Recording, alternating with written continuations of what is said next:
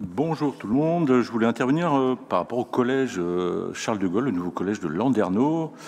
Donc normalement, il devait y avoir une section d'enfants en situation de handicap qui viennent de l'IME de Kerlaouen, qui était présent sur la photo de rentrée.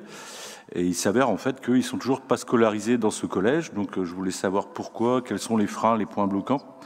Et est-ce qu'on a une date de leur intégration dans ce nouveau collège ? D'autre part, on avait participé à une brève visite de ce collège où j'avais en fait identifié pas mal d'oublis, d'écarts, d'absences concernant l'accessibilité pour les personnes en situation de handicap dans ce collège. Je trouve regrettable en fait que la CCD-SA, donc la commission consultative départementale de sécurité et d'accessibilité, n'ait pas été consultée. Je suis dedans depuis le début de mon mandat en tant que titulaire et ça aurait été avec plaisir que j'aurais pu donner un avis sur l'accessibilité sur ce collège.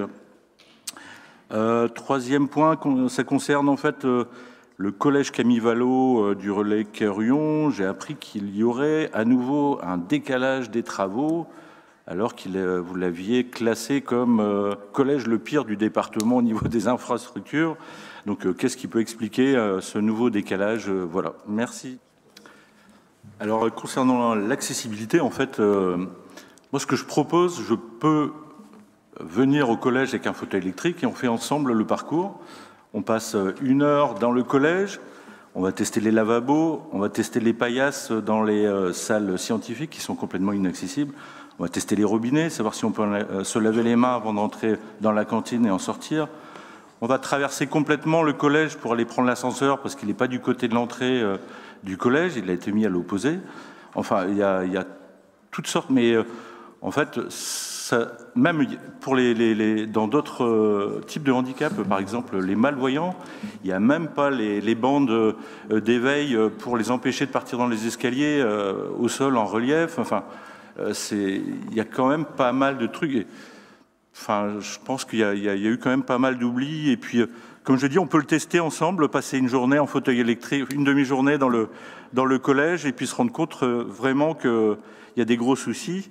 Au niveau du collège Camille Vallot, alors la précédente majorité avait lancé une rénovation complète du collège. En fait, à la fin du mandat, malheureusement, les études, elles avaient commencé juste avant le Covid et en fait, elles n'ont même pas été réalisées finalement par rapport à la pandémie. Et là, en fait, c'est uniquement en fait, des travaux de rénovation partielle, mais qui ne correspondent pas à une rénovation complète comme c'était prévu par la précédente majorité. Voilà, merci.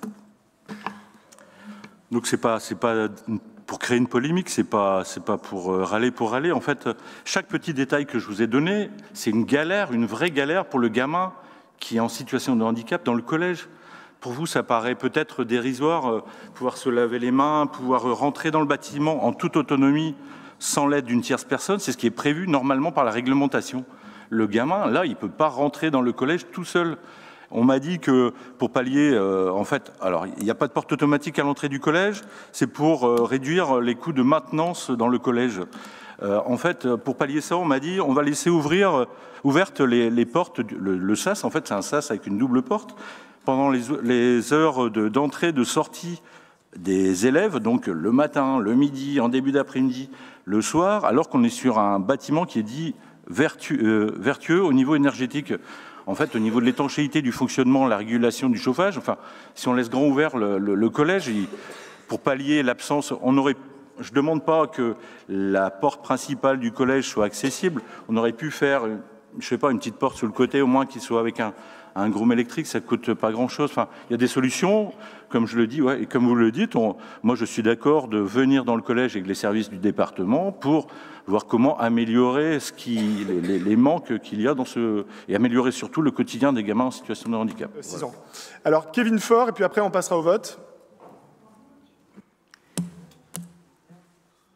Franchement, moi j'appelle à ce que vous vous calmiez un tout petit peu, Monsieur le Président, dans vos interventions.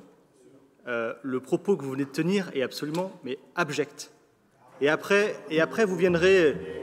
Mais attendez, vous accusez un membre du groupe Finistère et Solidaire d'entretenir de la polémique. Et qu'est-ce que vous faites depuis ce matin, à chaque fois que vous revenez sur ce qui existait avant 2021? L'année 2021, ce n'est pas l'année zéro. Ce n'est pas l'année zéro du département du Finistère. Le département n'était pas sinistré avant que vous arriviez, ne vous en déplaise. Il y a eu des choses qui ont été faites en fin de mandat dernier, mais pourquoi? Mais parce que la programmation que vous faites, que l'on fait quand on est en responsabilité sur des collectivités, ce sont des schémas. Vous n'aimez pas le terme de schéma, je sais, mais c'est de la projection pluriannuelle. Le schéma d'investissement dans les collèges, il arrivait à son terme. Il a été renouvelé avec une projection à la fin du mandat dernier. Est-ce qu'on cale le renouvellement des schémas sur le calendrier électoral? Bien sûr que non. Bien sûr que non. Enfin, en tout cas, dans l'ancienne majorité, ce n'était pas le cas. Peut-être que vous le faites sur votre mandat actuel. Mais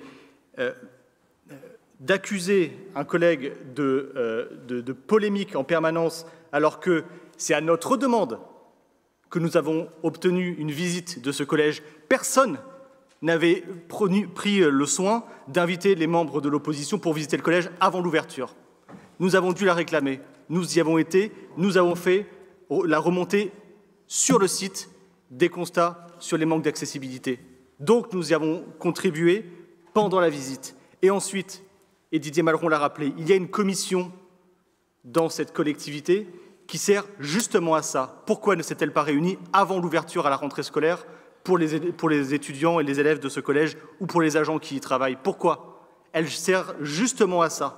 Donc, à l'esprit polémique, balayez un peu devant votre porte, sinon on continuera de rester sur des propos particulièrement malhonnêtes comme vous pouvez le tenir depuis ce matin et dans l'esprit polémique que vous entretenez à longueur de temps en revenant sur le mandat d'avant. Et dans le mandat futur, Monsieur le Président, on reviendra également sur les actions qui n'auront pas été faites pendant le schéma que vous aurez instruit et qui potentiellement ne sera pas arrivé à son terme. La question qui a été posée néanmoins, c'est sur le collège Camille Vallot, puisque les dépenses et les études avaient été prévues, peut-être pas finalisées sur la fin du mandat précédent, mais dans le plan d'investissement que nous avons délibéré il y a quelques séances déjà, il était prévu des travaux.